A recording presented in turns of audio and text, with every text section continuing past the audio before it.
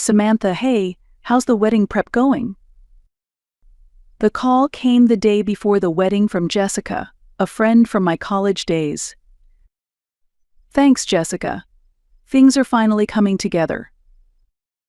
By the way, isn't your sister coming to the wedding? I hesitated. What? Of course she is. The whole family's supposed to be there.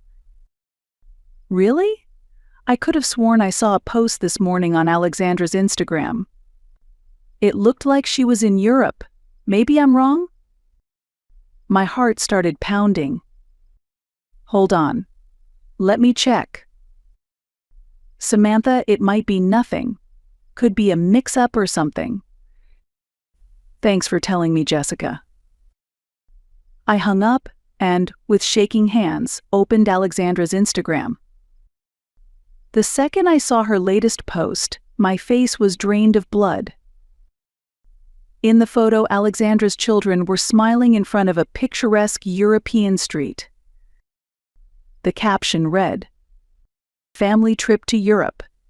Having the best vacation ever with mom and dad." I stared at the screen in disbelief, over and over.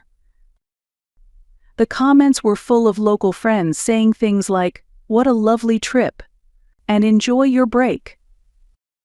With trembling fingers, I called my mother. When she finally picked up, her voice was clearly flustered. "Oh, Samantha, what's wrong?" "Mom, where are you right now? My wedding is the day after tomorrow." There was a long silence. Then she answered, barely above a whisper. "Well, Alexandra said she wanted to take the kids on a trip to Europe. She said it's now or never while they're still little. But we've had the date set for over a year. Didn't you say you booked flights and hotels?" "About that." Her voice dropped even lower. "The money you sent us, we used it to cover Alexandra's family trip. I just wanted to give the kids some beautiful memories." I was speechless.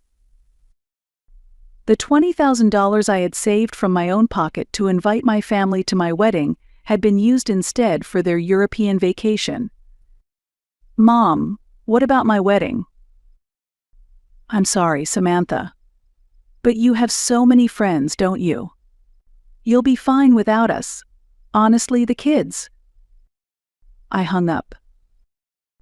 My fiancé, Michael, looked at me with concern. "Samantha? Are you okay?" I shook my head, tears silently streaming down my face. After a whole year of planning, not a single member of my family was coming to the wedding. Worse, they were enjoying a European vacation funded by me. The $20,000 had been meant to cover flights and hotel accommodations for my parents and my sister's entire family from California to my university on the East Coast. It wasn't a small amount by any means, but having my family there for what was supposed to be a once-in-a-lifetime wedding held a value that money simply couldn't measure. To have that goodwill thrown aside left me deeply, utterly disappointed. The morning of the wedding, I stood in front of the mirror in my white dress. It was perfect. The silk hugged my body beautifully, and the lace sparkled in the soft light. My hair and makeup turned out exactly as I had envisioned. The hairstylist swept my hair into an elegant updo, and the makeup artist gave me a radiant, bridal glow that felt both graceful and celebratory. And yet, as I looked at my reflection, a deep loneliness sat heavy in my chest. This was supposed to be the most special day of my life. But not a single person from my own family was there to celebrate it with me. In the car on the way to the chapel, Michael's parents, George and Kathy, spoke softly. "Samantha, we'd be honored to represent your side of the family today. You're like our own daughter." Kathy's warm voice and kind eyes wrapped around my aching heart. Her words brought tears to my eyes before I even realized it. They weren't my blood relatives, but maybe that was what real family looks like. At the chapel, I glanced at the family seating area. White roses and Casablanca lilies adorned the seats. A gold plaque read family, but only Michael's parents, George and Kathy, sat there. The seats next to them, meant for my mother and sister, were painfully empty. Those empty chairs told every guest the truth: my own family hadn't shown up. Shame and sadness surged inside me. But then I looked at those empty seats and made a quiet vow. I would never expect anything from them again. If they couldn't be there for the most important day of my life, they didn't deserve another ounce of my hope or pain. After the ceremony, I received no messages from my family. There were no words of congratulations, no apologies for missing the ceremony. It was as if my wedding had never happened. Just complete, deafening silence. Messages of congratulations kept pouring in from friends, one after another. And yet, from my own family, nothing. That stark contrast made it painfully clear just how broken our relationship had become. Photos from Alexandra's European vacation continued to appear on her social media. Smiling in front of the Eiffel Tower in Paris, posing at the Colosseum in Rome, dining in upscale restaurants, the images were vibrant, joyful, and all posted during the same week as my wedding. Yet not once did she mention my wedding. It became painfully clear for her, a vacation in Europe mattered more than her sister's marriage. Michael noticed I was feeling down and gently asked about it. I told him, "I'm fine now. If anything, I feel relieved to finally see who they really are." 2 weeks after the wedding, I received a thick envelope from a law office. The sender was the legal firm handling my late grandmother Dorothy's estate. She had passed away a year ago, so I hadn't expected any further proceedings. Inside was a document titled Final Notice Regarding Estate Distribution. An attached letter read, "In accordance with the final wishes of the late Dorothy, we are notifying you of a significant change in the distribution of her estate." I sat down on the couch, my heart pounding, and began to read.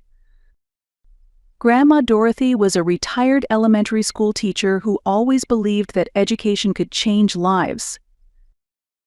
When I was applying to college, she had helped me fill out scholarship forms and even practiced interviews with me.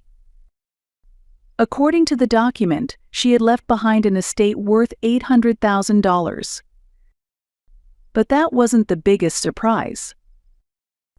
Enclosed was a handwritten letter from my grandmother. To my dearest Samantha. Originally, I had planned to divide this inheritance equally among you, your mother, and Alexandra. But after what happened last Christmas, I changed my mind.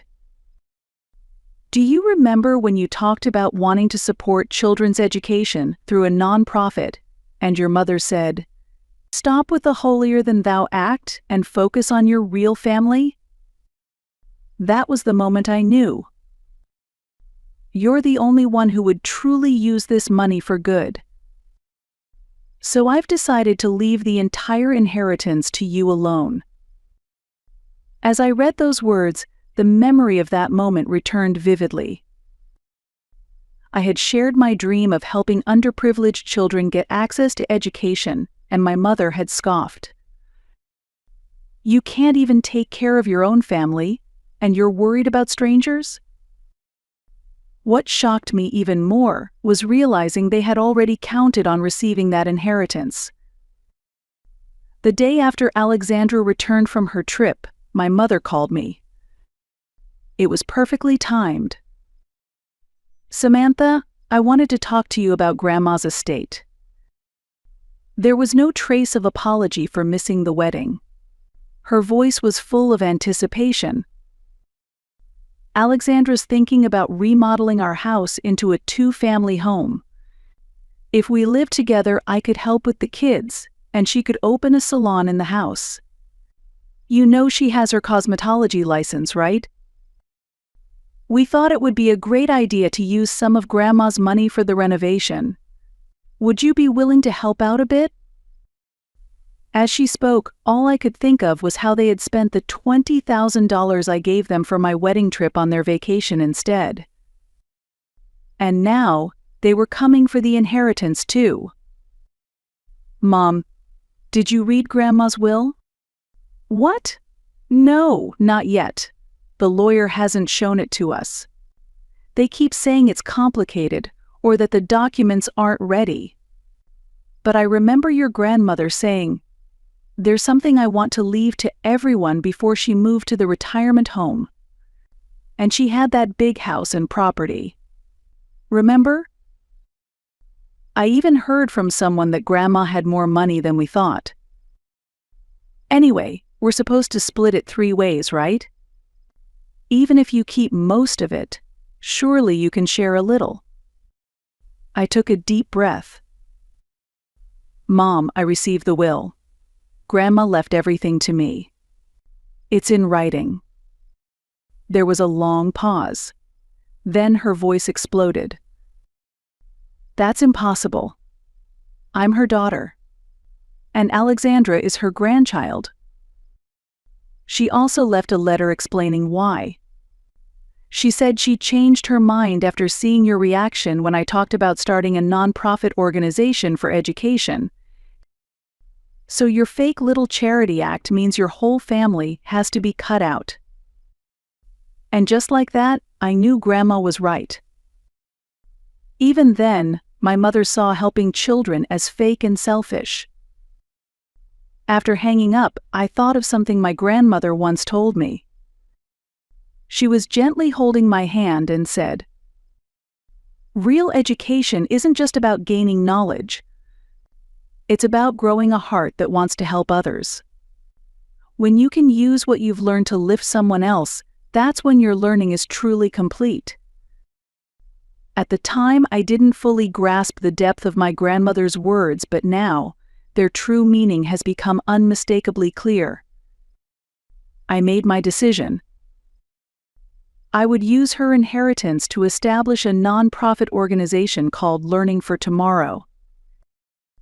I wanted to provide scholarships to children at risk of losing their educational opportunities due to financial hardship so they could keep pursuing their dreams without giving up. I'm certain that using the inheritance my grandmother left me not for personal comfort, but to help shape a better future for these children, is the truest way to honor her wishes.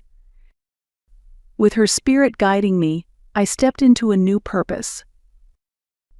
As I began the process of founding the organization, Michael stood by me without hesitation. "Samantha, your grandmother was an incredible woman, and she knew you'd make the right choice. Michael, it hurt when my family didn't come to our wedding. But maybe that was the wake-up call I needed. Family isn't just about blood. It's about who shows up when it matters." As I continued preparing for the NPO's launch, I found many supporters. Michael's colleagues offered their help, and several of my client companies pledged funding. But the calls from my mother didn't stop. Every day she had something new to say. "Samantha, think about this. It's $800,000. If you give it all away, what about your future? Mom, I have a stable income, and I have Michael. What matters most is using this money the way Grandma wanted. Even if your grandmother wanted that she's gone now, you need to think about the living members of your family." My mother's voice rang in my ears, but my mind drifted to the final lines of Grandma's letter.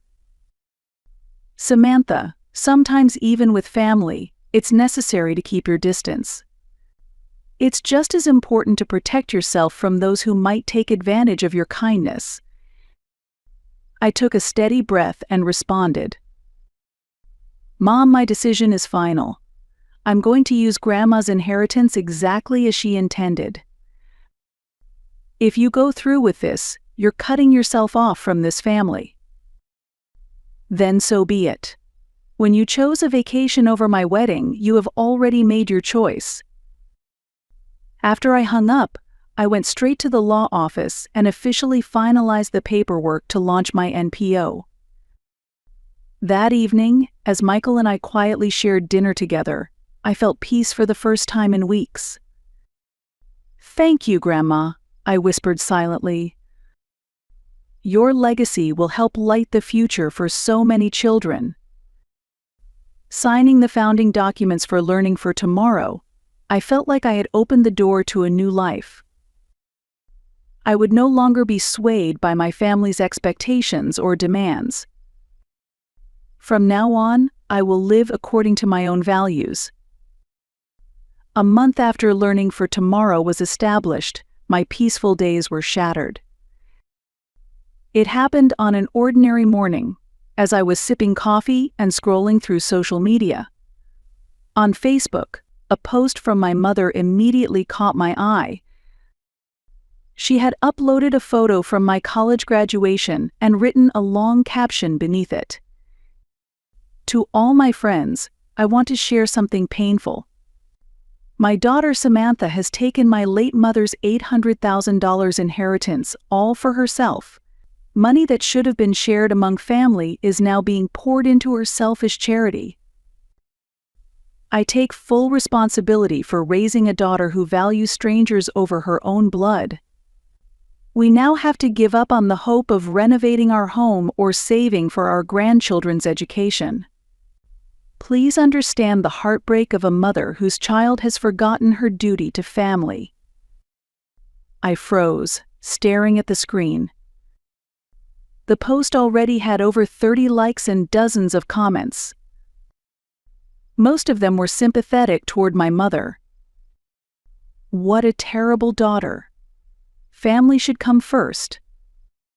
She may be educated, but clearly lacks heart. You poor thing. I hope things get better. But what stung the most was a comment from Alexandra. She had shared the post with her own note. "My sister has always only cared about herself. She invited us to her wedding without considering our situation, then got angry when we couldn't come. Now she's hoarding Grandma's inheritance and ignoring the needs of her nieces and nephews. What happened to family values?" My hands trembled. Everything about my wedding had been twisted. There was no mention of the $20,000 I had spent to bring them to the ceremony. Money they had instead used for a European vacation. What shocked me even more was seeing a comment from my Uncle Frank. "I'm truly disappointed in Samantha. She was always bright, but is clearly lacking love for her family. Dorothy must be heartbroken, even in the afterlife." I took deep breaths and told Michael everything. He listened quietly, then said, "Samantha, this is completely false. I was there. I know exactly what happened. But people in our community will only see their posts. They don't know my side of the story." That afternoon, I received a call from one of my client companies. "Hi Samantha, we need to talk about something." The representative sounded uneasy. "We've seen some posts going around on social media about your family's inheritance. Do you have any comments?" My heart raced. "I'm sorry, can you tell me what exactly you've seen?" "It's a viral post claiming you kept the family's inheritance for yourself. As a partner company, we need to consider how this affects our image." I realized just how serious the situation had become. If I didn't act, my reputation and work would suffer. That night, I made a decision. I would reveal the truth. Thankfully, I'd always been meticulous. I had carefully stored every important document and record. First, I scanned and saved digital copies of Grandma's will and her letter. Next, I gathered email threads about wedding planning, receipts for flight and hotel bookings, and screenshots of Alexandra's vacation posts. The most valuable piece of evidence, however, was an audio file recorded by my grandmother. In her later years, Grandma had taken to recording important conversations, worried her memory might fade. One of those recordings captured her explanation for changing the will.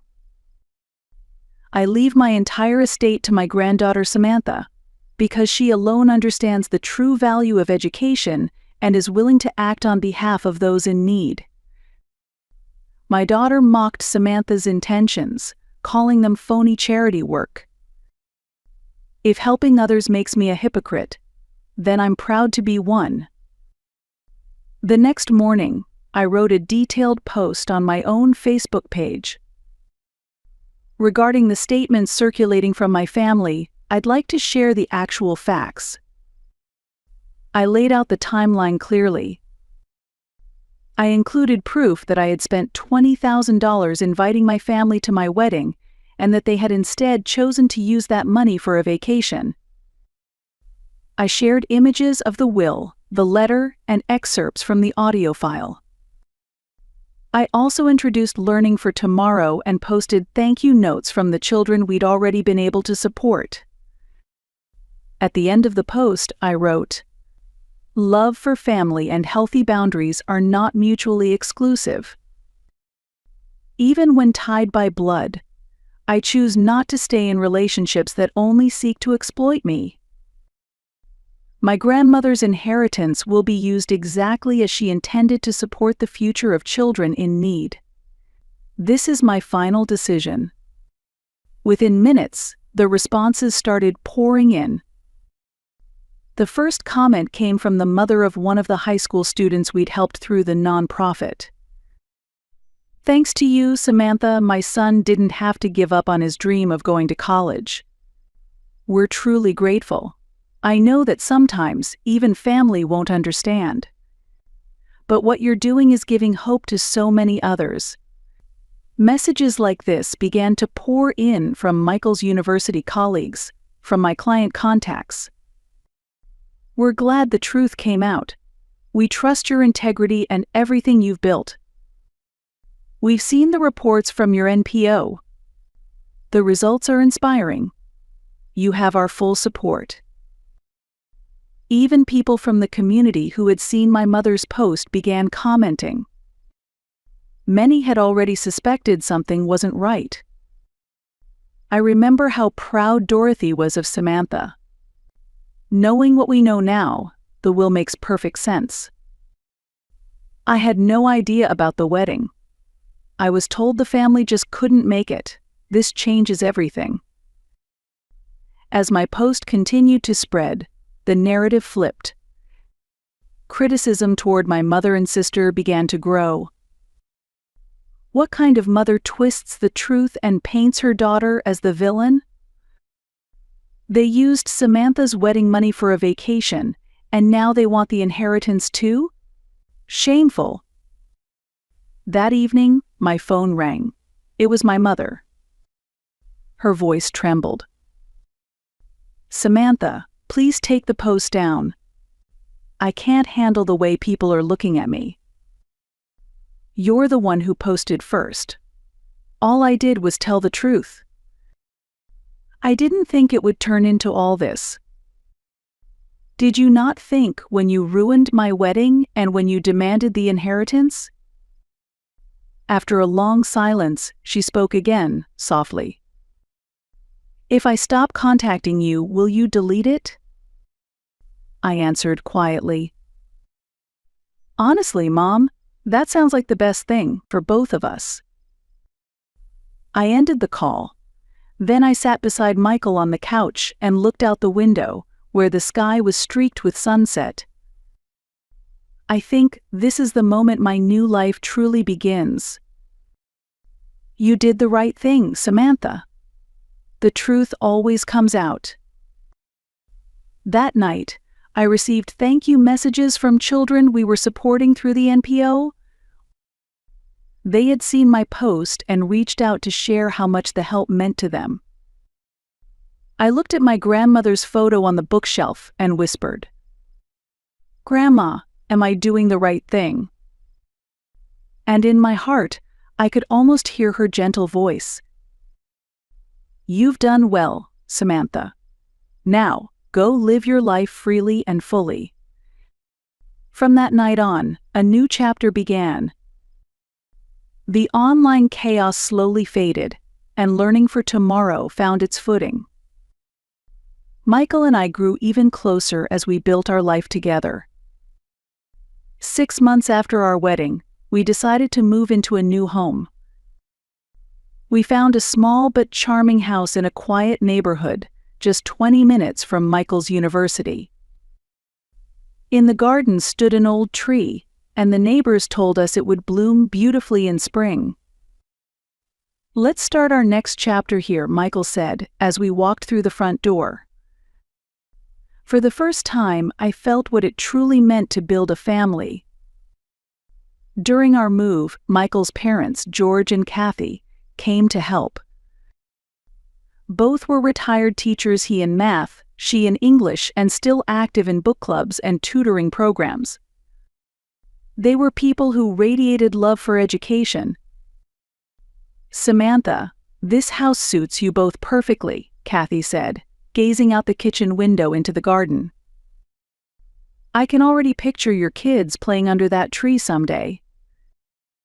At the time, I had no idea how soon her words would come true. 2 months later, I began noticing changes. The smell of morning coffee made me nauseous. Foods I once loved no longer appealed to me. At first, I blamed the stress of adjusting to a new home. Then I realized my period was late. I took a pregnancy test. Positive. As I sat in the bathroom, holding the test, waves of emotion swept through me: joy, anxiety, awe. When I told Michael the news, his face first showed surprise, then he gently pulled me into his arms and held me close. "Samantha, we're going to have a baby." "I'm scared, but so happy," I said. "I'm just glad our child will grow up surrounded by real love. From now on, I'll walk through life alongside my new family." I rested a hand over my stomach and thought, I will teach this child the courage to stand up for what's right and the wisdom to never harm others. Meanwhile, I filed for a restraining order against my parents and sister to protect my child and my husband. A restraining order? Against your own family? My mother had protested. But it was already too late. Without the inheritance, my parents had been forced to drain their savings and fell into debt. Alexandra got divorced and moved back in with my mother, relying on her help to raise her children. Worse, the backlash from social media had made it nearly impossible for Alexandra to find work, her past behavior now visible to anyone who searched. Their dream of a luxurious 2-family home had crumbled. All that remained was debt and social isolation. Though I had severed ties with my blood relatives, I gained something far more valuable: genuine connections with people who truly cared. Grandma, I finally found what family really means. And now, I'm about to welcome a new life into that family. As the sunset casts a warm glow over the garden, I sit wrapped in quiet happiness, reflecting on the new chapter of motherhood that is about to begin.